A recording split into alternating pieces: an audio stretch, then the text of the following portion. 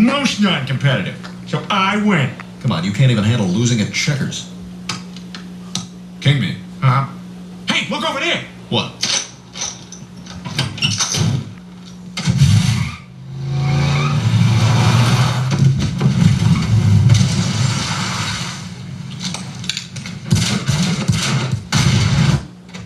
Peter, since when do you care about the school board? Lois, Mr. Fargus is getting a bum rap, and if running against you is the only way to get him back into the classroom, then I am gonna run like the $6 million man. We can rebuild it. We have the technology. But I don't want to spend a lot of money.